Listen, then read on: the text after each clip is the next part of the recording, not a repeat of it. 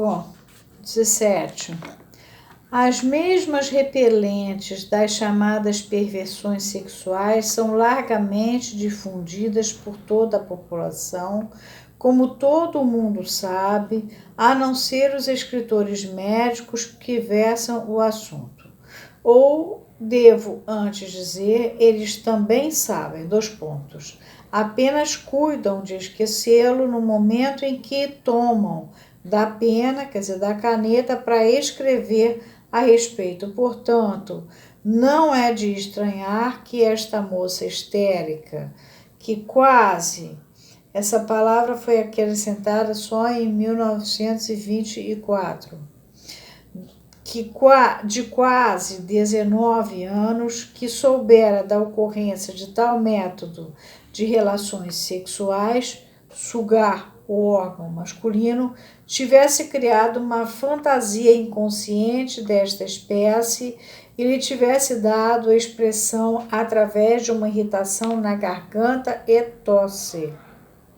Nem teria sido extraordinário se ela tivesse chegado a tal fantasia, mesmo sem contar com qualquer esclarecimento de fontes externas, uma ocorrência que certamente já observei em outros pacientes, pois, no caso dela, um fato digno de nota proporcionou a condição prévia orgânica necessária para esta criação independente de uma fantasia que coincidiria com as práticas dos pervertidos. Ela lembrou-se muito bem de que em sua infância chupava o dedo. Seu pai também recordava-se de ter-lhe cortado esse hábito quando ela tinha 4 ou 5 anos. A própria Dora tinha uma visão clara de uma cena de sua tenra infância em que ela chupava o polegar esquerdo sentada a um canto do assoalho, ao mesmo tempo em que puxava com a mão direita o lóbulo da orelha do irmão que estava sentado quieto ao seu lado. Temos aqui um caso da forma completa de autogratificação pelo ato de chupar, como já me foi descrito por outras pacientes, que posteriormente se tornaram anestésicas e histéricas. Uma dessas pacientes deu-me uma informação que esclarece perfeitamente a origem deste hábito curioso. Esta jovem nunca largara o hábito de chupar o dedo.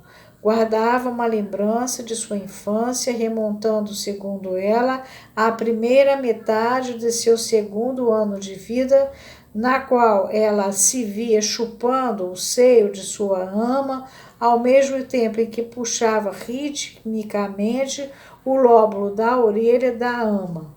Ninguém, a meu ver, se sentirá inclinado a contestar que a membrana mucosa dos lábios e da boca deve ser considerada como uma zona erógena primária. Seção 5 do primeiro dos 3 ensaios de 1905, neste volume, na página 70. Já que ela preserva essa significação anterior no ato de beijar, tido como normal. Uma atividade intensa desta zona erógena numa idade tenra determina assim a presença subsequente de uma submissão somática por parte do trato da membrana mucosa que começa nos lábios. Desta forma, numa época em que o objeto sexual propriamente dito, isto é, o órgão masculino, já se tenha tornado conhecido, podem surgir circunstâncias que, uma vez mais, aumentem a excitação da zona oral, cuja natureza erógena, como vimos, foi retida. Muito pouca força criativa é, então, necessária para substituir o objeto original, o bico do seio, ou o dedo que faz as suas vezes pelo objeto sexual do momento, o pênis, e colocar o objeto sexual corrente na situação em que originalmente se obtinha a gratificação. Vemos assim que esta fantasia excessivamente repulsiva e pervertida de sugar um pênis tem a origem mais inocente. É uma versão nova do que pode ser descrito como uma impressão pré-histórica de sugar o seio da mãe ou da ama. Existiam as amas de leite antigamente. Uma impressão que normalmente foi revivida pelo contato com crianças que estivessem sendo amamentadas. Na maioria dos casos, o úbere de uma vaca, aquele pedaço onde um bezerrinho, tem desempenhado competentemente o papel de imagem intermediária entre o bico do seio e um pênis. Fica bem cá embaixo, né? Ver confirmação deste pormenor no caso do pequeno Hans, que aqui está traduzido como Joãozinho. Freud, 1909, parte B, perto do início da seção 1. A interpretação que estivemos discutindo sobre os sintomas da garganta de Dora podem também dar margem a outra observação. Pode-se perguntar de que forma esta situação sexual, por ela imaginada, pode ser compatível com a outra explicação nossa dos sintomas. Esta explicação, é de se lembrar, foi no sentido de que o aparecimento e desaparecimento dos sintomas refletia a presença e a ausência do homem que ela amava, e com relação ao comportamento da esposa deste último, expressava o seguinte pensamento: se eu fosse sua mulher, eu o amaria de forma bem diferente. Eu ficaria doente de saudade, digamos, quando ele estivesse longe, e boa de alegria quando ele estivesse novamente em casa.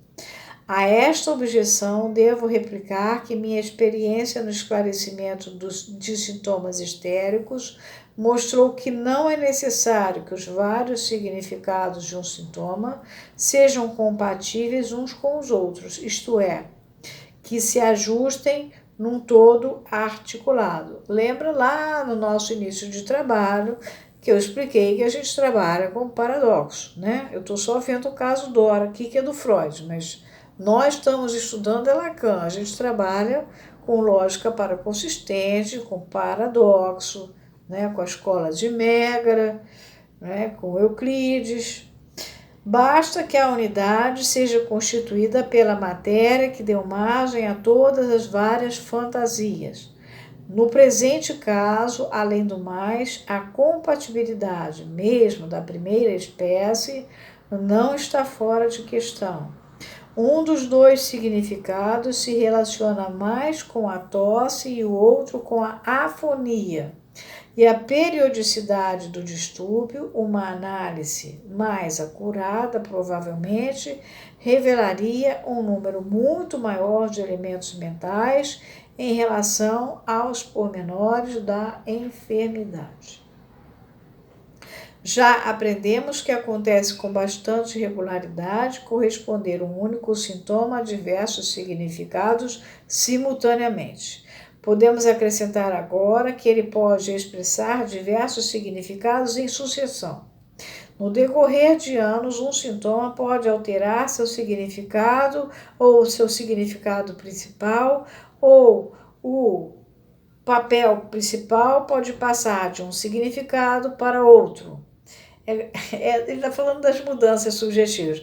É como se houvesse no caráter das neuroses um traço conservador que assegura que um sintoma, uma vez formado, será, se possível, retido, muito embora o pensamento inconsciente a que ele deu expressão tenha perdido o seu significado.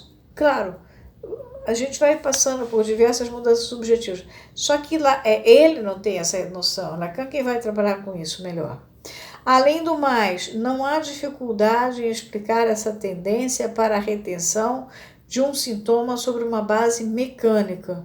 A produção de um sintoma desta espécie é tão difícil, a tradução de uma excitação puramente psíquica em termos físicos, o processo que denominei conversão.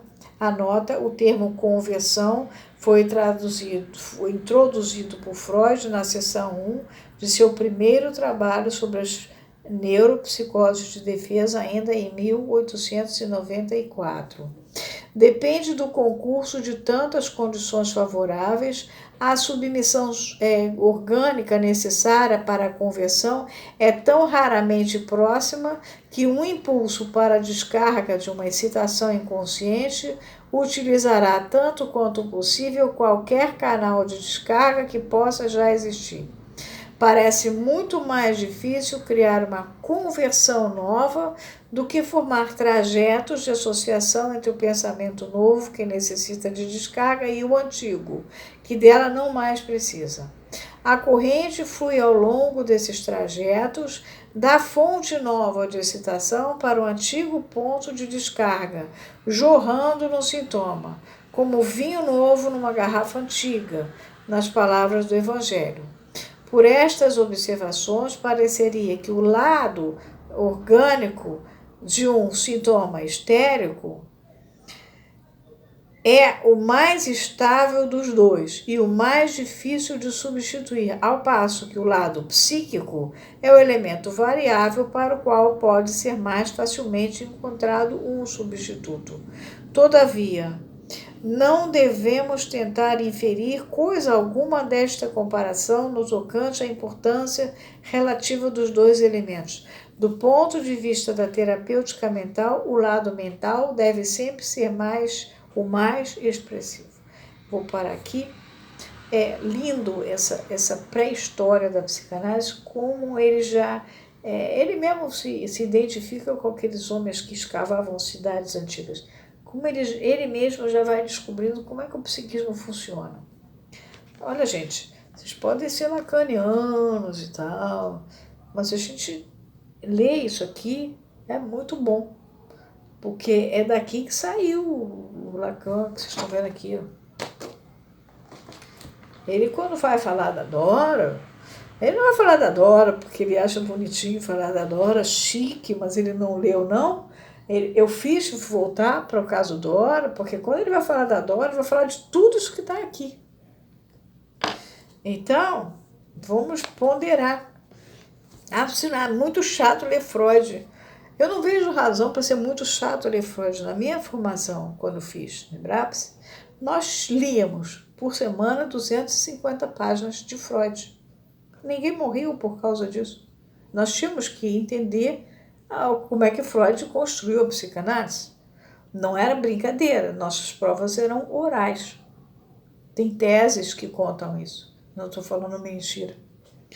Então, a gente estudava mesmo, e não tinha nada demais estudar. Hoje é assim, não, eu vou ler um texto aqui, aí isso aí tá bom, junta isso aqui, não é assim não.